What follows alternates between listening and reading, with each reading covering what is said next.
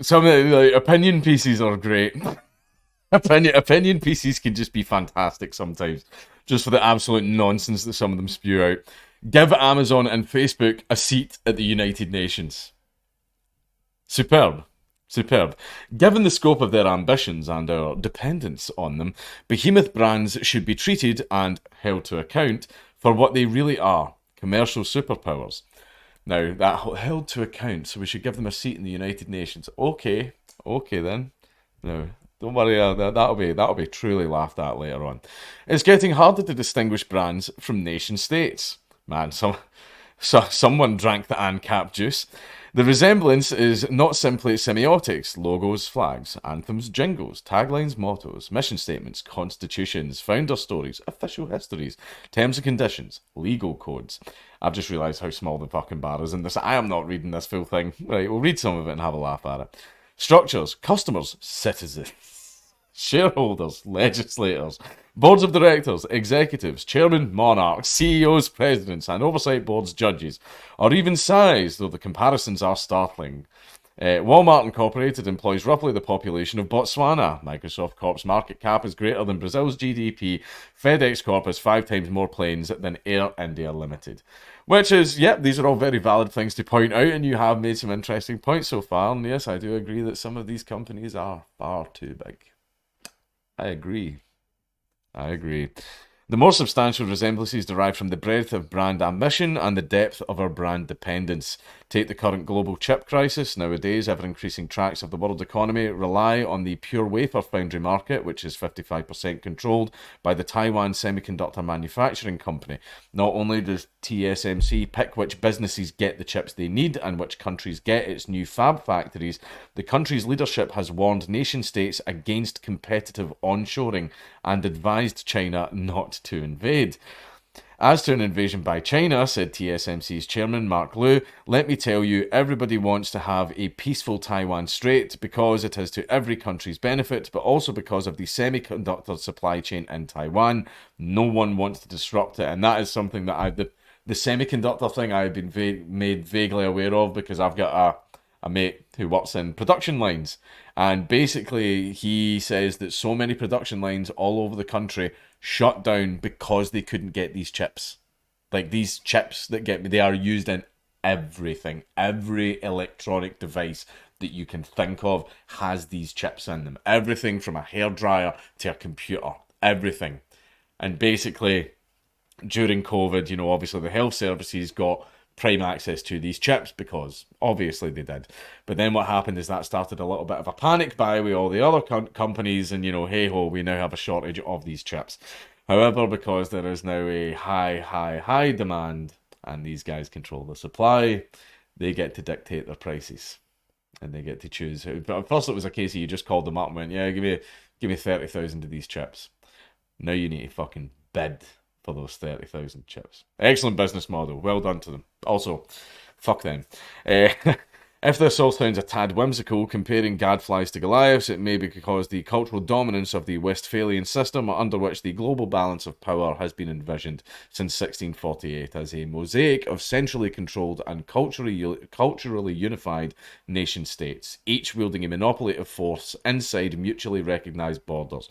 The culturally unified part, definitely not anymore. In reality, of course, these Westphalian axioms have always been more or less fluid. State sovereignty is regularly pulled militarily, legally, and economically. Central control has repeatedly yielded to demands for democracy and regional autonomy. Cultural unity has been fragmented by religious freedom, mass migration, and globalization. The monopoly... Hold on. Oh... Hold on a little minute now.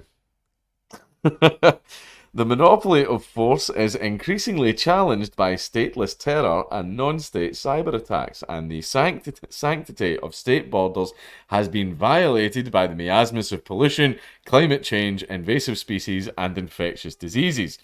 That said, for all its limitations, the Westphalian vision of sovereignty remains a useful lens through which to assess the emergence of brands as global players in their own right. Defence and the realm. What's going on with this? This article did not go the way I thought it was going to go.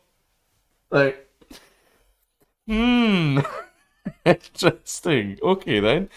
External defence and internal assistance have historically been province in the raison d'etre of developed nation states. Earthquakes, outbreaks, hurricanes, heat waves, floods, fires, insurrections, and invasions demand a scale of command and control typically available only to state military and civil agencies. That is one of the few examples where a state, where everyone is singing from the same rule book, can come in handy. However, it could happen under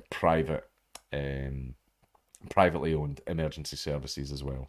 COVID-19 tested this truism even in the most advanced nations, both because of the pandemic's unprecedented global impact and because the highly specialised responses it required could only be provided expeditiously by brands. And yes, a lot of the things that the government needs, you have, like, say, for example, ambulances, fire engines, police uniforms, police guns, police, all these tools and equipment. Yes, the government controls these services, but all of the things, these services need stuff. They need vehicles, they need items, they need all of that. All of that comes from private companies.